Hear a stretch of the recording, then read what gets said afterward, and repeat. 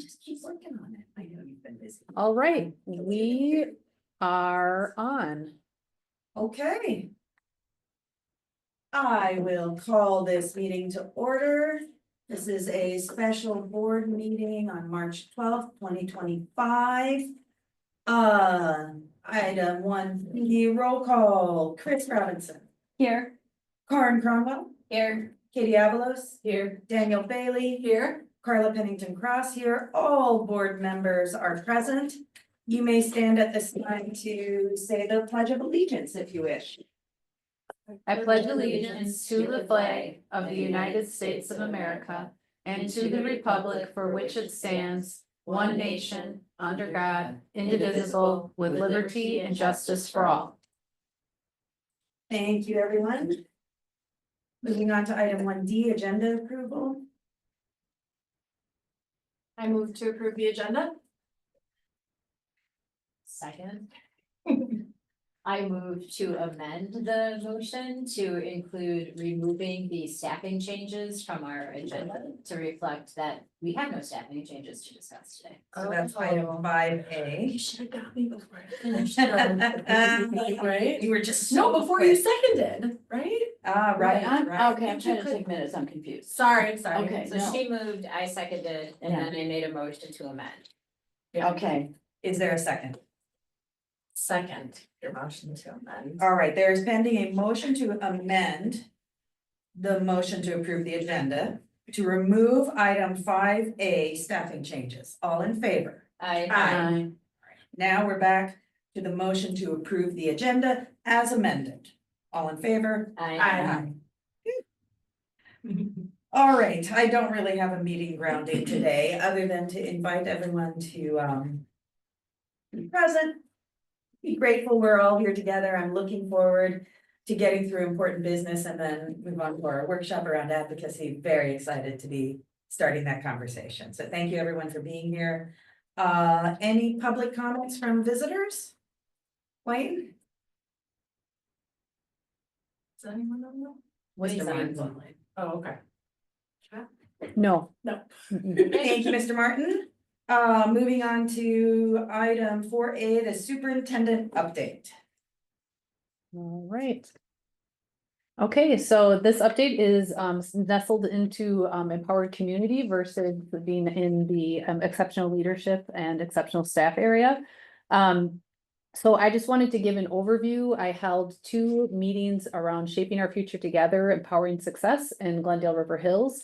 And I'm kind of pleased to let you know that we had fairly good attendance. So we had over 40 people attend, which is between the 2 sessions, which is terrific.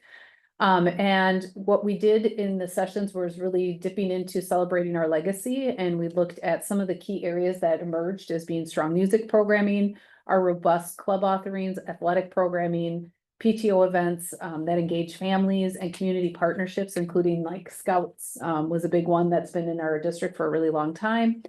And then also a noting around the increased diversity among our students and staff as being an area of legacy and strength for our district.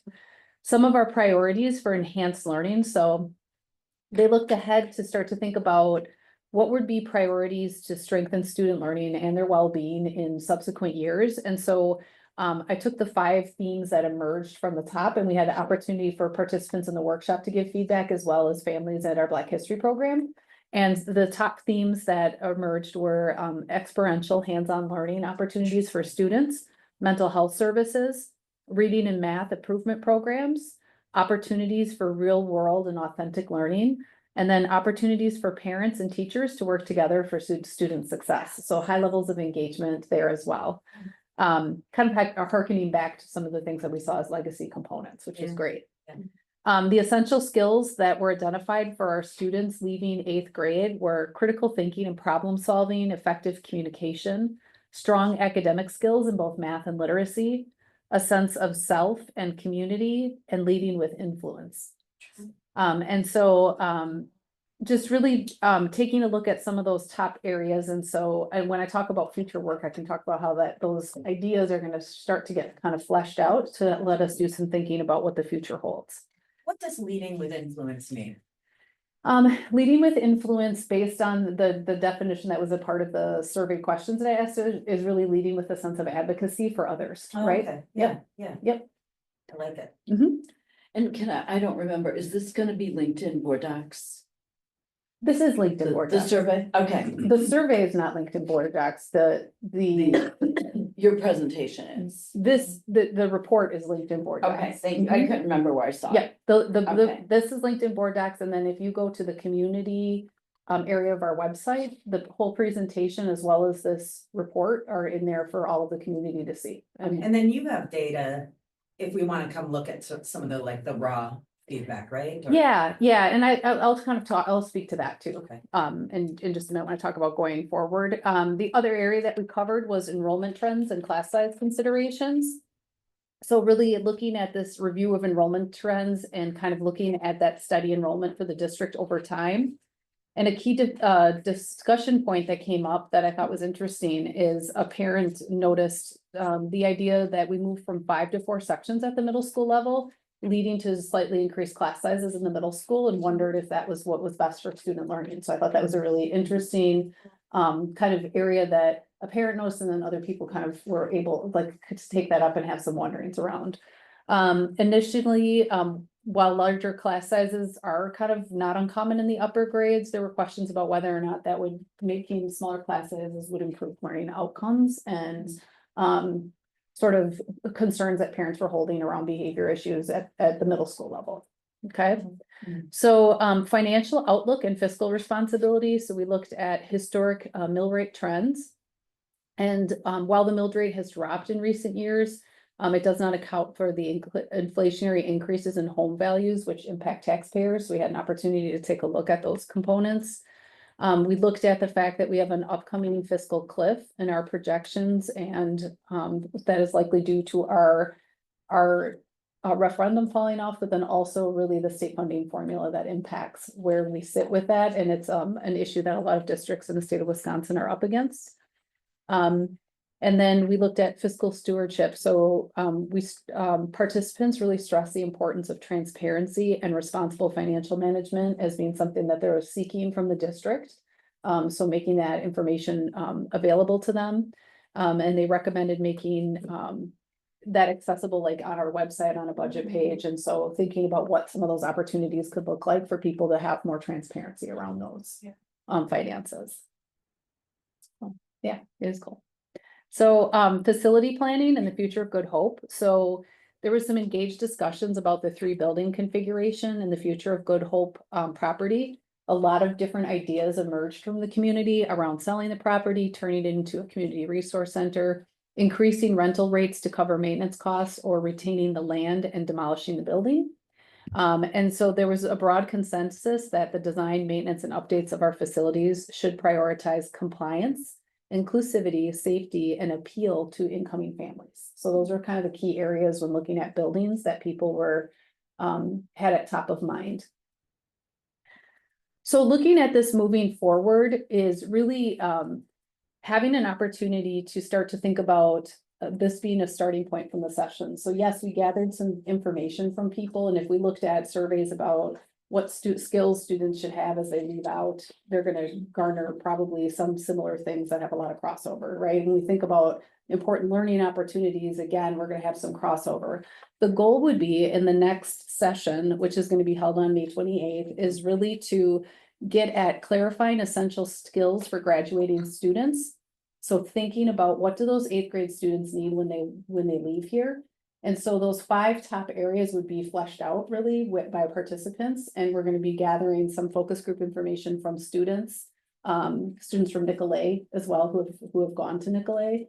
And then looking at what teachers feel are important pieces, and then bringing that forward to these meetings, right? So that gives us some time to gather that information so that we have a more comprehensive look.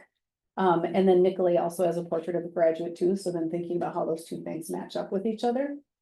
And then auditing, so taking a look at what are the current student programs that we have in place and what might be recommendations to get us closer to what we're seeking to have students gain as they leave 8th grade.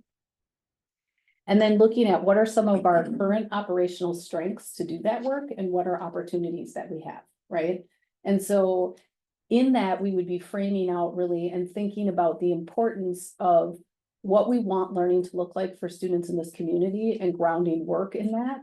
So that then the next phase of this would be starting to take a look at our facilities and think about how our architecture and infrastructure can then support those aims versus looking at it the other way around, right? Right. Because it's really important to prioritize what's needed for students and needed for our community first. So that's kind of the ongoing work that will be happening. Awesome. It's great. I love it.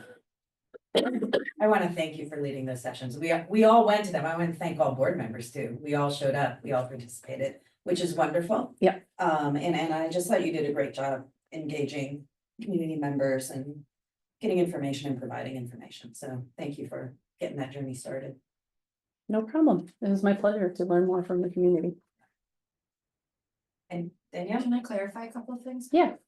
So 5/28 is the next session, that's a Wednesday? Yeah. Okay, and there'll just be one session? I'm just gonna do one session on Wednesday evening, and with more notice to people in advance. So I've already emailed all the participants of our For the last event. one, okay. And hopefully can solicit some feedback too, to make sure, like, if that's not a good time or people have conflicts, I can look at if I need to open up another session. Because was your weekend session better attended than the, It was, or were they about the same? they were about the same in terms of, would you But say? demographic wise, though, they were different, right? Yeah, demographically, they were different, but number wise, they were the same. So Okay, I do know that a lot of the people who attended the Saturday session that I had an opportunity to follow up with would be interested in attending further sessions. So I'm hoping with Okay. advance notice, we could try to get Yeah. everyone in the same space, because Yeah. that would be ideal, right? To have the most oh, robust yeah, conversation. absolutely. Right, so I'm gonna aim for that, but would be open to holding another session if that's what it takes to get Yeah. voice on this. Maybe you get like a Yep. tentative RSVP Yep. and see if it's what you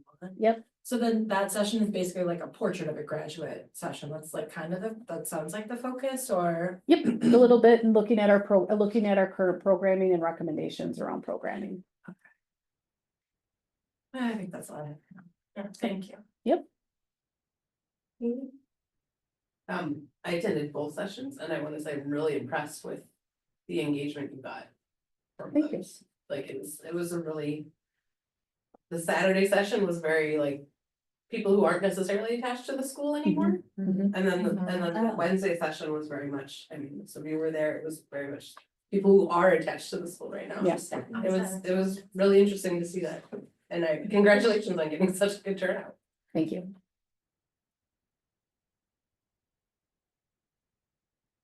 I mean, yes, that was really good. Also, so I'm wondering then, what is your targeted, like, what's your targeted timeline for those? The conversation around facilities? Where do you anticipate having those conversations within the calendar? I would anticipate those coming in late summer, early fall, as we start to re-engage our families with our districts as an opportunity to really get people in the door. So starting to advertise those late summer and then probably look at those in early fall, because that would fit in nicely with people coming back and welcoming them. It may be an opportunity. We've done a fall showcase too, to hold a component of building tours in that fall showcase too. I think at one point did we have video tours? Did those actually come to fruition? Like when we were oh, I know what you're talking about. There was a point Was that where through Karen Jamel's Karn? husband was going to come in and do some video tours to show the condition of the remember that. facilities. And if that did happen, then those are resources that we should utilize. I'm not sure. I'm How not we sure. I don't know if Yeah. it ended up happening or not. Yeah, But that would be something that could be really handy. And if it hasn't happened, perhaps that's something that could be utilized as a way to kind of broaden access.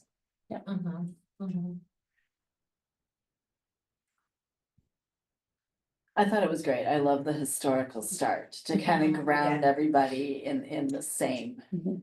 So that was great. I also wondered about the possibility of doing like a Zoom session for kids in college. Who I don't know if that would if they would like remember back to what they were either missing or Mhm. what they really appreciated. I Mhm. bet they would. I think that would be very cool. That's interesting. Like high school and college, or are you thinking college student? Well, I think it could be either and both. I thought the Zoom would allow cause when these were coming, I asked my daughter, hey, who's still around?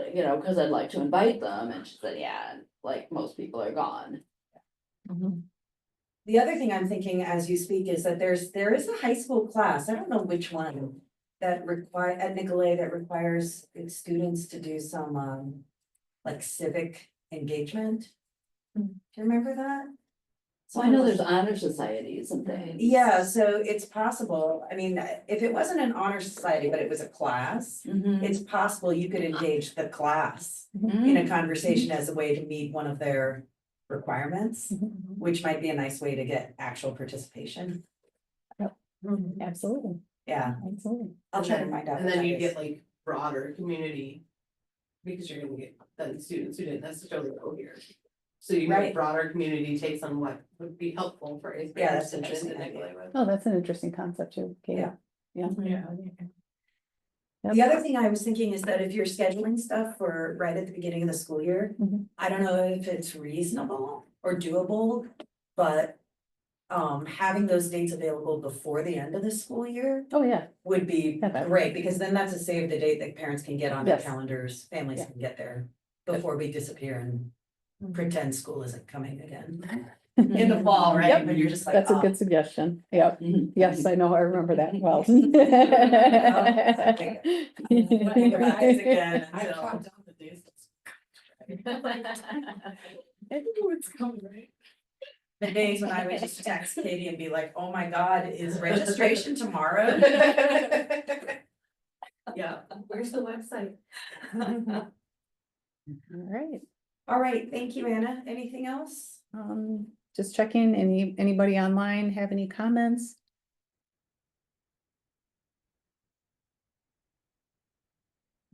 Doesn't appear that way, so. Okay, moving on to item 5B, recommendation to move into closed session. Is there a motion? Wait a second, language is not on. Yeah, it's like, oh, is I that? move to recess into closed session for section 19.851C, considering employment, promotion, compensation, or performance evaluation data of any public employee over which the governmental body has jurisdiction or exercises responsibility. Specifically to discuss administrator contracts. A second? Roll call vote. Daniel Bailey. Aye. Katie Evans. Aye. Karen Cromwell. Aye. Chris Robinson. Aye. Carla Pennington Cross votes aye. We are officially moving into closed session.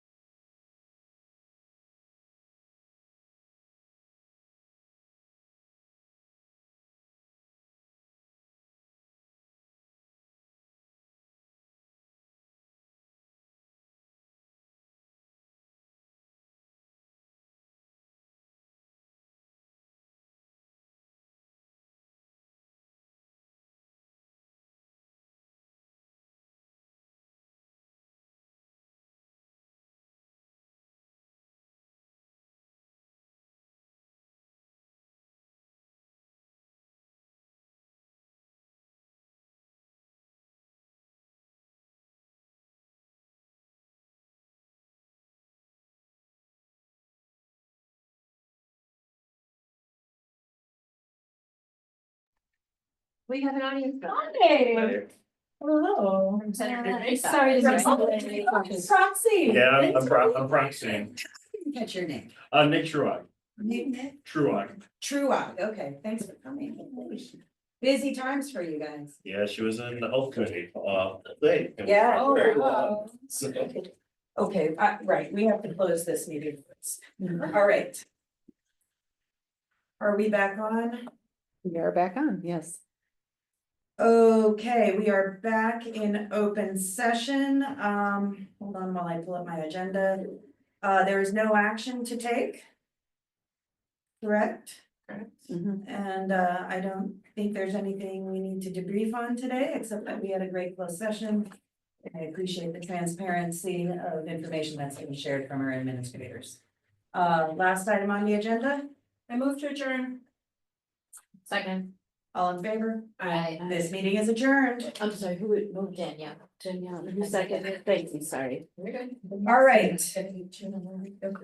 We are now on to our workshop.